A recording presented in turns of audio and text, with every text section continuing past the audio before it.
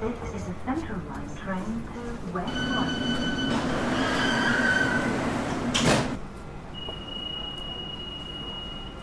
Ladies and gentlemen, exponential technology is changing the way we live, work, and play. But the human mind does not deal with exponential thinking very well. We are seemingly on the first step of a staircase that promises to carry us into an unknown future that many of us are simply not prepared for. So to understand the current state of the world's most powerful exponential technology, I have traveled to London Tech Week to meet up with some of the world's leading technologists and thought leaders to help you understand the implications of these technologies on your world. My name is Matt Brown, and this is The State of X.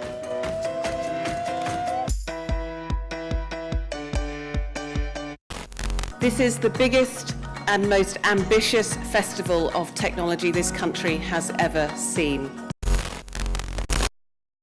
Oculus Rift, Samsung Gear VR, Google Cardboard, and River VR.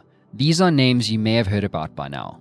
But if you haven't tried virtual reality since that one arcade in the 80s, be ready to be blown away by how far the technology has come. Putting a VR headset over your eyes will leave you blind to the current world, but will expand your senses with experiences within. You might even find yourself on top of Mount Kilimanjaro, on a roller coaster, fighting zombies, or as in the case of the Leicestershire Fire and Rescue Service, an immersive VR experience designed to accelerate and improve the training of firefighters right across the United Kingdom. Over the years, a lot has been said about the real-world use cases for exponential technologies like VR.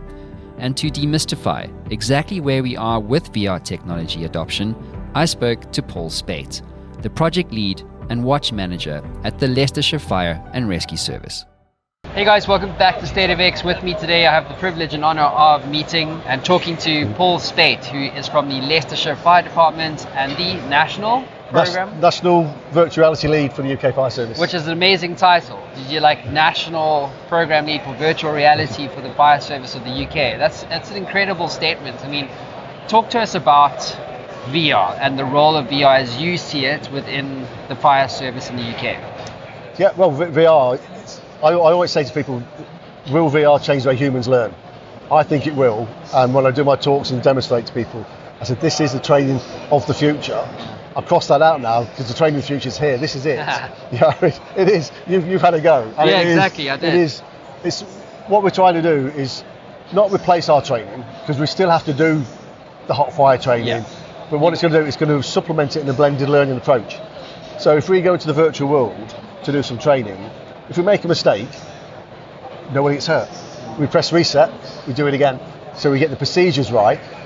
When we get the procedures right and all the kind of the thought processes right and the muscle memory, then we move on to do it for real. And when we do it for real, there's far more benefit of that training because you're not going through the mistakes you've already made in the virtual world. You know, and one of the biggest things around the virtual, we eliminate, I'd say, virtually all the risk. So you know, you're in a sterile environment, you're not going to injure yourself unless you trip over your own feet. And Which is a possibility. We can't do nothing about that. And I know quite a few people who would do that. But it's a nice sterile environment, and they get the kind of everything, the procedure right, and then they go and do the training for real. Yeah, I just think this is the tip of the iceberg. You know, it's on fire, but police, ambulance, they're all going to be looking at this because we work together at so many different incidents, so we can train together in the virtual world, which at the end of the day it's going to benefit the members of the public because our procedures, and when we get on site to an incident, we're going to be so in sync. You know, it's going to save vital time, and when it comes to saving lives, you know, that's what you need, right? Seconds count. So let's talk about the simulation that I've just experienced. So it's a fire that has happened with a contained fire, obviously, and then my job is a fire investigator, right? So that's pretty much what we're trying to do. So I'm trying to go through this virtual reality environment to understand, well, why did this fire occur, and to create evidence, locking, and all that kind of stuff, essentially to enable the process that you guys have defined for a fireman. Yes. Or woman. Yeah. We've got firefighters now, it's nice and easy. Yeah. Thanks for that. You never know. No. Hashtag me too, just saying. Yeah, when I joined, it's firemen when I joined, and kind of now there's just as many female firefighters. So Okay, that's- firefighters basically, right? Yeah. Cool. So, I mean, what has the adoption of this kind of technology been like? To start with, there's always the skeptics. Yes. Yeah, but I've been on the last 18 months. I've been on a journey. Is that what you call it? Yeah, a crusade. And I'm one of these people. No doesn't offend me. It's a challenge. I'm the same. The same. If they say no, there's got to be a reason. So you find out what the reason is and work around it. Yeah. Here's why that's incorrect, or Yes. whatever the case is. But Yeah. I suppose you've really had to drive this agenda, right? Yes. Yeah. And so what did you find the most challenging aspects of putting a technology like this into such a prestigious and important service in the UK? getting the money. Yeah, because when I made the link through virtual reality and what I was doing with fire investigation, when I thought, this is brilliant. This is going to answer some really, really good questions for us when it comes to training. But it was we got a proof of concept. We worked with kind of River. We made a proof of concept. We call it the Chorus Suite, which is a hosiery factory in Leicester, which is a arson hotspot, and we recreated that with some great interactions just to show how good VR is. And we took that on a tour around all fire services, and the interest was there, but everyone wants evidence to prove it works. We're in the process of now doing an evaluation on it. I know it works. Our instructors who've seen it knows it works, but we just need to get that evidential kind of paper basically to say the learning does happen. So we're working on that. But the environment itself, because it's fire investigation, you've gone into a scene which, as we speak, there's people in that scene in Derbyshire from Leicester and Derby Fire training. Oh, really? In that exact scene, but they can't do what you've done. You have the ability to take things out. They can't, because there's another course next week. Yes, so if you destroy the scene, they Yeah. haven't got a scene to work with. Yeah, they've got to recreate it all the time. It's Yes. more cost, it's more time. Oh, cost. You've got to do another burn, which isn't Yeah. green. You're putting all the stuff in the atmosphere. Yeah. We've recreated it, so every student now has the ability to go in, do a thorough investigation, then watch the fire afterwards to see if their hypothesis, how it started, is correct. And when they finish, we press reset, And do it and the again. next student gets it all the same. Yeah. How good's that? I know. Brilliant. How can they not like it? Tell me, Paul, in your view, what do you see the other applications of VR being in UK health services, or just UK services in general? We're using it for fire investigation. I won't mention companies, but I was privileged to see a demo the other week.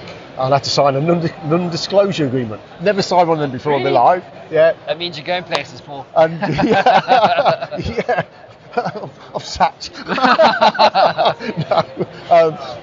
And they showed me this, and it was to do with armed response in the UK. Oh, really? And they showed me their proof of concept. I didn't know at the time it was proof of concept, and it was an early edition. And I put the headset on, and I went into a world which was totally unbelievable. What will describe it to us? I put a headset on. If you were the chap from the company who got a headset on, I was looking at a fully armed police officer. Really? And that's what he saw the same in me. And we were talking together. We were in a 10-metre square area. Oh, okay. We did use the Vive, but it was wireless, Yeah. so there's no cables. Yeah. And it was, so 10 metres is a massive area to, I say play in, but it's not play, train, learn. And we was in a warehouse, and we were carrying guns. The weight was the same. They've got a compressed air in, so when you fired, it recoiled. Really? And there's targets popping up. And you're shooting targets, and the accuracy was spot on. So in theory, then, you could apply any real-world scenario into the digital environment, Yeah. effectively to enforce training in such a manner that it's consistent. Yes, everyone gets the same training. Yes. And that's the beauty. And I've said to the NSCC, National Fire Chiefs Council, I've addressed the chiefs, and I've spoken at kind of various meetings, and I said the beauty of this technology, if all the services in the UK take it on board and we develop fire investigation, if they all take it on board, what you do, you standardise training nationally, just like that.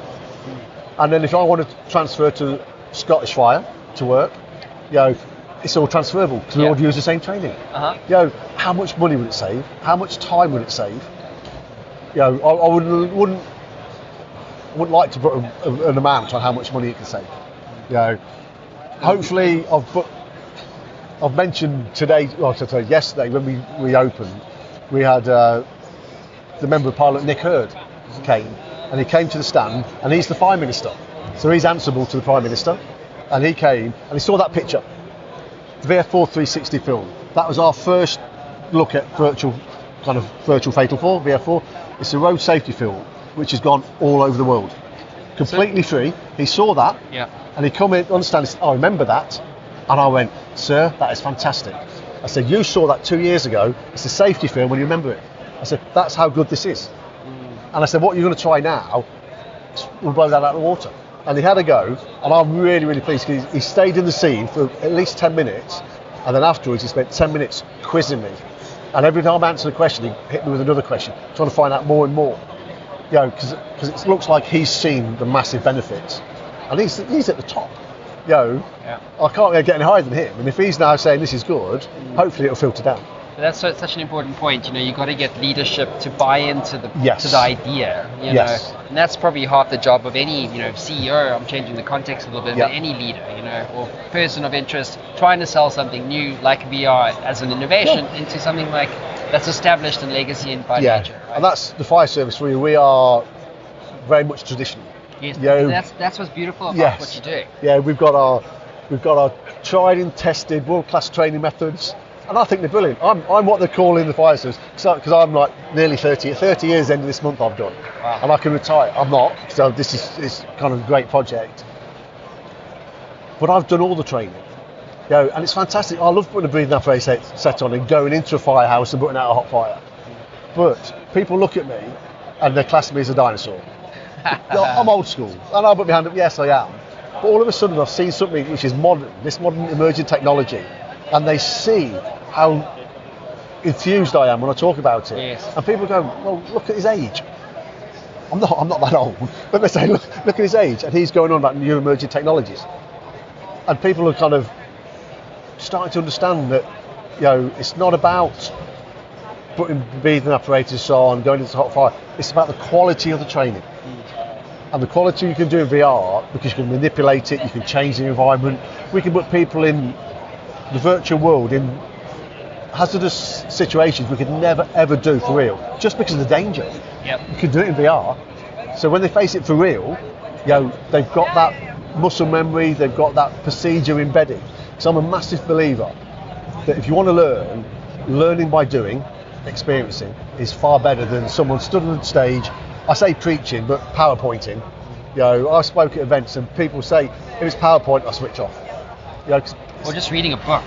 Yes. This is a picture-by-picture guide. Like, it's not the same as doing it yourself, right? If you experience it, you're going to remember it. And the better the experience, like I just put that smoke smell under your nose, you smell smoke. That was a very powerful smell. I don't know how you even recreate burning smell. I've no idea. In a spray can. Yes. We just spray it into the lid now and let people smell, because the first time we used it, I went shh, like that, and the whole place stunk for hours. People were going by, something's burning. Yeah. No, it's all right. It's just a fire service. Well, I would love to ask you about River. So I know they're your partners in this. What do you look for in a technology partner? What's most important to you in a context like this? I'd say, one, they've got to have the expertise. We're great subject matter experts. Yeah. We can put the scenes together, we can set the fire, put it out, but then we need the experts to come in and recreate it. I've worked with River 3 or 4 years now, and we're mates. And I think that's a big thing. I mean, they're here helping me. I did my talk on the stage. They helped me. They're a private company. Their benefits are they're at a show like this. But they help me, I help them, and that's how it works. But they're very good at what they do. I'd imagine there are other companies out there which are just the same. But they reached out to me 4 years ago and said they could help me with that film about synchronising all my headsets. And there was no cost, and they've helped me for nothing. And kind of that started a friendship, and it's just kind of blossomed. Is that the right word? Blossom is the right word. Relationships do blossom. Yes, and it's good. They've gone on and done other stuff. Now they've done stuff for the police, crime scenes. They've worked with DSDL, Ministry of Defence. And it's all come from the relationship we've had together, and we've met the same people. Some benefit me and help me, some benefit them and help them, and I think that's what it's about. I love that sentiment. Paul, let's wrap this up. nice segue into this final question, which is why do you do what you do? What gets you out of bed in the morning? I've been in the fire service 30 years at the end of this month. This has infused me. I am absolutely wowed by this technology. I haven't got a clue how it works. I can set it up and put people through it. I don't know nothing how that works. Them guys put it together, and it's like, my wife hates it. Because I go home and talk about it all the time.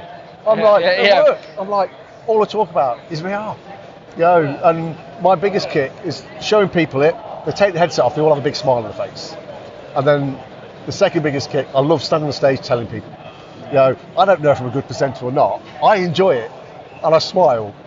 And the audience, like today, it was full, and they were like 4 or 5 deep at the back. So obviously they must like what I'm saying. I mean, today I did a live demo, so I put a headset on and talked them through some of the investigation. I was half expecting when I took this mask off, there were more to come. Because if I was in the audience, I'd have said, when he's got a headset on, let's all go. Yeah, exactly. You would think that though, right? It is totally immersive. Yes. And that's what's amazing about it. Paul Speight, thanks for being on the show. No, it's been a pleasure. Cheers, mate. Cheers.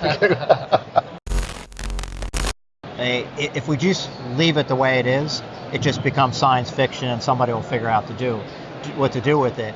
But actually now, I can take all the data, I've got access to all these multiple cloud environments, it all fits together. Yeah,